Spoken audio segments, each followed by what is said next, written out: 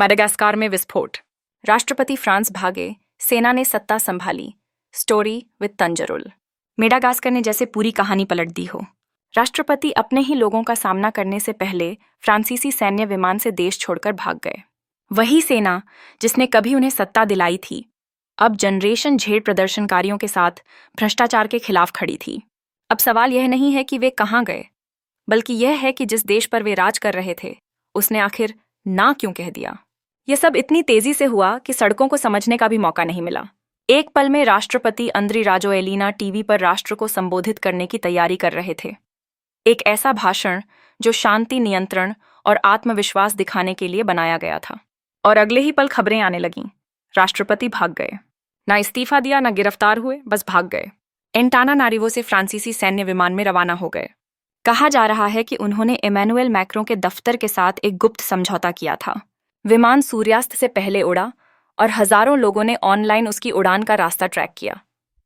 अविश्वास में यह खबर पूरे हिंद महासागर क्षेत्र में बिजली की तरह फैल गई। 51 वर्षीय पूर्व डीजे राजोएलिना, जिन्होंने खुद को युवा राष्ट्रपति कहा था, अब गिर चुके थे। पर यह गिरावट किसी चुनाव में नहीं हुई, यह एक जनविद्रोह में हुई। जब उनका विमान हवा में उठा, तब राष्ट्रपति भवन के द्वार सैनिकों या विद्रोहियों ने नहीं, बल्कि नागरिकों और सिपाहियों ने एक साथ घेर रखे थे, एक ही झंडे के नीचे। राष्ट्रपति भवन की खामोशी कोई रणनीति नहीं थी, यह पूर्ण मौन था। कुछ घंटे पहले तक देश राष्ट्रीय प्रसारण की तैयारी कर रहा था। राष्ट्रपति कार्यालय ने अपने आधिकारिक पेज पर घोषणा की थी कि शाम 7 बजे राष्ट्रपति राष्ट्र को संबोधित करेंगे। लोग अपने फोन पर नजरें गड़ाए बैठे थे, उम्मीद कर रहे थे कि फिर वही भाषण सुनने को मिलेगा जिसमें विदेशी शक्तियों या अपराधियों को दोष दिया जाएगा। लेकिन 7 बज गए और स्क्रीन खाली रही। ना राष्ट्रगान, ना उद्घाटन ग्राफिक, ना ही राष्ट्रपति की आवाज। कुछ ही मिनटों में अफवाहें फैलने लगीं। वो भाग गया। फिर रेडियो फ्रांस इंटरनेशनल ने पुष्टि की, राष्ट्रपति फ्रांसीसी सैन्य विमान पर सवार हो चुके हैं। फ्रांसीसी सरकार ने टिप्पणी करने से इनकार कर दिया, लेकिन प्रतीकवाद स्पष्ट था। जो व्यक्ति बार बार मेडागास्कर की संप्रभुता की बात करता था, वही अब अपने पूर्व उपनिवेशक की गोद में शरण ले चुका था। सड़कों पर लोगों को लगा यह आखिरी धोखा था। जैसे जैसे खबर फैली, राजधानी के सिटी हॉल के बाहर हफ्तों से चल रहे विरोध प्रदर्शन खुशी में बदल गए। लोग झंडे लहराने लगे, सैनिकों के साथ नाचने लगे। कैप्सैट यूनिट के सैनिक, वही विशेष बल जिसने 2009 में राजोएलिना को सत्ता में लाया था, अब जनता के साथ थे। वे दमन करने नहीं आए थे, बल्कि जश्न मनाने आए थे। नारे गूंज उठे, हम अपना देश फिर नहीं बेचेंगे। सोशल मीडिया पर चारों ओर से वीडियो आने लगे। नागरिक सैनिकों को गले लगा रहे थे, किशोर अपने फोन की फ्लैशलाइट से रोशनी कर रहे थे और माताएं बैनर उठा रही थीं। सत्ता जनता को। लंबे समय से आर्थिक तंगी से जूझ रहे देश के लिए यह एक जागरण का क्षण था। यह अराजकता नहीं थी, यह शुद्ध मुक्ति थी। सेना का रवैया भी उल्लेखनीय था। जो अधिकारी कभी राष्ट्रपति के आदेश पर काम करते थे, अब अस्पतालों की सुरक्षा में लगे थे। एक कैप्सैट प्रवक्ता ने कहा, सेना जनता के साथ है, हम सम्मान बहाल करने आए हैं, न कि उसे नष्ट करने। इन शब्दों के साथ एक नए संक्रमण की शुरुआत हुई, जो नेताओं या पार्टियों से नहीं, बल्कि अंतरात्मा से संचालित थी। लेकिन जैसे जैसे उत्सव बढ़ा, एक गहरा सवाल उठने लगा। कैसे एक राष्ट्रपति रातों रात अपनी ही सेना और जनता से सत्ता हार सकता है, बिना किसी गोलीबारी, बिना किसी युद्ध के? सच्चाई यह है, कोई भी राष्ट्रपति एक बुरे दिन में नहीं भागता, बल्कि 1000 बुरे दिनों के बाद भागता है, जो एक असहनीय रात में बदल जाते हैं। राजोएलिना की गिरावट सैनिकों या भाषणों से नहीं शुरू हुई थी। यह शुरू हुई थी उन घरों में जहां बल्बों की जगह मोमबत्तियां जलती थीं, उन बाजारों में जहां फ्रिज के बिना खाना सड़ जाता था, और उन लोगों की चुपचाप नाराजगी में जिन्हें याद नहीं था कि सरकार ने आखिरी बार कुछ दिया कब था। कई महीनों से मेडागास्कर की बिजली व्यवस्था चरमरा रही थी। अंधेरे अब कभी कभार की बात नहीं रह गए थे, बल्कि रोजमर्रा की हकीकत बन गए थे। इसके बाद पानी की कमी ने जीवन और कठिन बना दिया।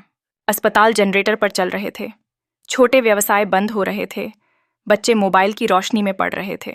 लेकिन असली विस्फोट केवल कमी से नहीं, बल्कि अहंकार से हुआ। सितंबर 19 को 2 विपक्षी सांसदों को गिरफ्तार किया गया, केवल इसलिए कि वे शांतिपूर्ण प्रदर्शन करना चाहते थे। यही वह क्षण था जिसने जनता को यकीन दिला दिया कि सरकार नाकारा ही नहीं, शत्रुतापूर्ण भी है। सोशल मीडिया पर आग लग गई। कुछ ही घंटों में युवाओं ने, छात्र, एक्टिविस्ट, मजदूर, एक ही नारे के तहत संगठित होना शुरू किया। Generation Z Madagascar.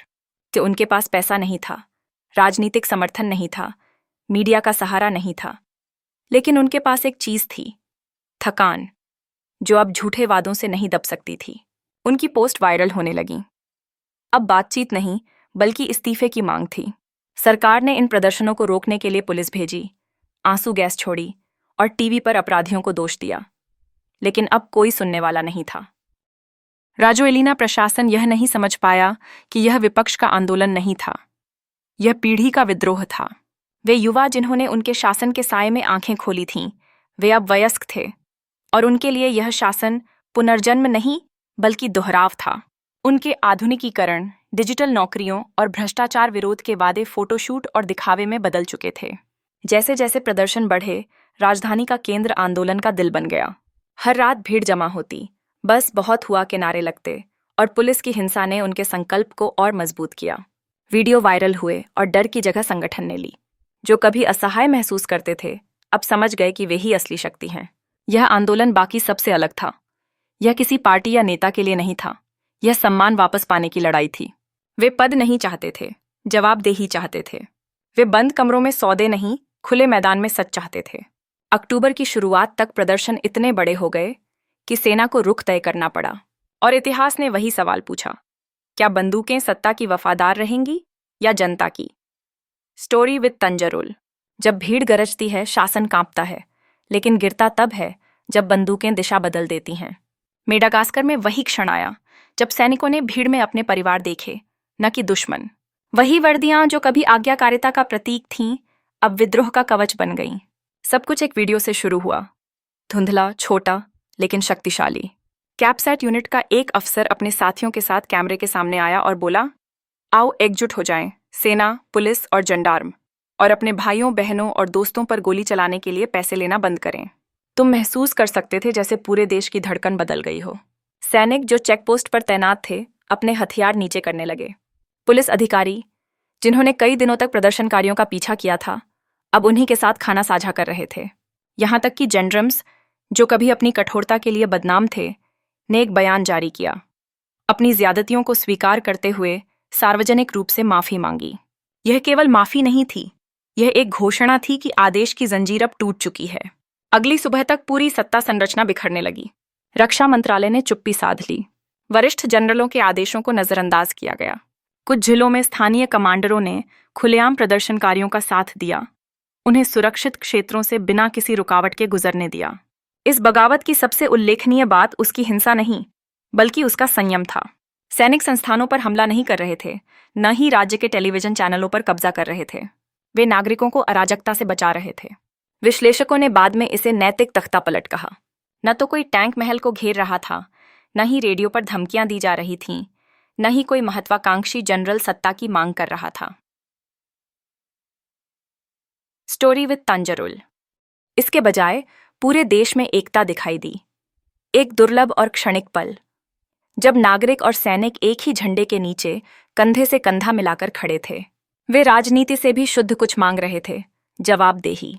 सरकार, जो अब पूरी तरह पंगु हो चुकी थी, ने आखिरी कोशिश की। आदेश दिया कि वफादार बल राजधानी अंतानानारिवो के सिटी हॉल पर फिर से कब्जा करें, जहां प्रदर्शनकारी कई दिनों से डटे हुए थे। लेकिन कोई नहीं हिला। बाद में एक लीक हुई रेडियो ट्रांसमिशन से सच्चाई सामने आई।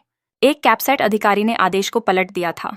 उसने यूनिट्स को कहा कि अपनी पोजीशन पर बने रहो और नए निर्देशों का इंतजार करो।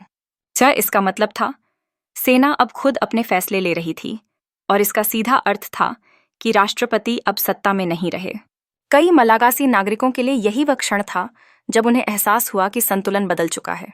सैनिकों और आम लोगों के गले मिलने के वीडियो किसी भी सरकारी बयान से तेज फैल गए। उन चेहरों पर राहत झलक रही थी जो हफ्तों से आंसू गैस और डर से कठोर हो चुके थे।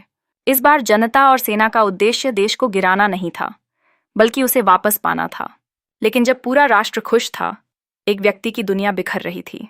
राष्ट्रपति भवन के भीतर घबराहट ने प्रोटोकॉल की जगह ले ली। सलाहकार आपस में फुसफुसा रहे थे, मंत्री गायब हो रहे थे, और राजोलिना खुद कथित तौर पर घंटों अपने विदेशी सहयोगियों से फोन पर सुरक्षा की गारंटी मांगते रहे। जो नेता कभी आत्मविश्वास से राज करता था, अब पूरी तरह अकेला पड़ गया था। सेना की बगावत सिर्फ एक राजनीतिक झटका नहीं थी, यह एक भावनात्मक आघात भी था। इसने हर मलागासी नागरिक को यह संदेश दिया, अब ताकत ऊपर से नीचे नहीं बहती, वह नीचे से ऊपर उठती है, जनता से खुद। फिर भी एक सवाल हवा में तैरता रहा।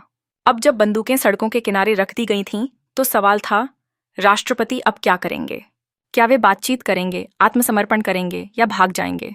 आगे बढ़ने से पहले वीडियो को लाइक और शेयर जरूर करें और स्टोरी विद तंजरुल को सब्सक्राइब करें, ताकि आप अफ्रीका की संस्कृति, इतिहास, सभ्यता और पहचान से जुड़ी और कहानियां देख सकें। अब आगे बढ़ते हैं। जब फ्रांसीसी सैन्य विमान के इंजन गरजने लगे, तब तक राष्ट्रपति भवन लगभग खाली हो चुका था। राष्ट्रपति की सुरक्षा टुकड़ी बिखर चुकी थी। वे गलियारे, जो कभी सलाहकारों की आवाजों से गूंजते थे, अब बस भागते कदमों और अनसुनी पुकारों से भरे थे। अंद्री राजोलिना, वह व्यक्ति जिसने कभी कहा था कि वह अपने लोगों को कभी नहीं छोड़ेगा, अब उसी विमान की ओर बढ़ाया जा रहा था जो त्याग का प्रतीक बन गया था। उसी रात जब सैनिक और नागरिक महल के बाहर पहरा दे रहे थे, उनका ही कमांडर इन चीफ विदेशी सैनिकों की निगरानी में चुपचाप देश से निकाला जा रहा था। यह निर्णय अचानक नहीं लिया गया था। उसके गायब होने से कुछ घंटे पहले ही वरिष्ठ फ्रांसीसी अधिकारियों ने कथित तौर पर एक सुरक्षित निकासी अभियान की योजना बनाई थी। औपचारिक रूप से इसका कारण बताया गया, राजोलिना की दोहरी फ्रांसीसी नागरिकता, जिससे पेरिस को कदम उठाने का कानूनी बहाना मिल गया। लेकिन गैर औपचारिक रूप से यह सब नुकसान नियंत्रण का मामला था। फ्रांस के लिए यह असहनीय था कि उसका गिरा हुआ सहयोगी अंतानानारिवो की सड़कों पर घसीटा जाए। उनके लिए बेहतर था कि उसे चुपचाप निकाल लिया जाए, बजाय इसके कि एक और अफ्रीकी राजधानी से फ्रांस विरोधी नारों की गूंज पूरी दुनिया में फैल जाए। लेकिन मेडागास्कर के भीतर इस बचाव अभियान को विश्वासघात पर विश्वासघात के रूप में देखा गया। मुद्दा सिर्फ इतना नहीं था कि राजोलिना भाग गए, बल्कि यह कि वे कैसे भागे। अपने नागरिकों की नज़रों में उन्होंने खतरे से नहीं भागा, बल्कि जवाबदेही से भागे। वे सड़कें जो 2023 में उनकी जीत का जश्न मनाती थीं, अब उन्हें कायर कह रही थीं। एक ऐसा व्यक्ति जो उसी देश की शरण में भाग गया जिसे वह नव औपनिवेशिक दखल का दोषी ठहराता था। कई लोगों के लिए वह फ्रांसीसी विमान सिर्फ एक निकासी का साधन नहीं था, बल्कि उस पुराने शक्ति संतुलन का प्रतीक था जिसे अफ्रीका दशकों से तोड़ने की कोशिश कर रहा है। जैसे ही यह खबर फैली, अंतानानारिवो का माहौल पूरी तरह बदल गया। न कोई हंगामा हुआ, न हिंसा, बस एक सन्नाटा, वह जो अविश्वास के बाद आता है। लोग रेडियो के आसपास इकट्ठा हुए, किसी स्पष्टीकरण का इंतजार करते रहे जो कभी नहीं आया। वह राष्ट्रपति संबोधन, जिसका वादा घंटों पहले किया गया था, कभी प्रसारित ही नहीं हुआ।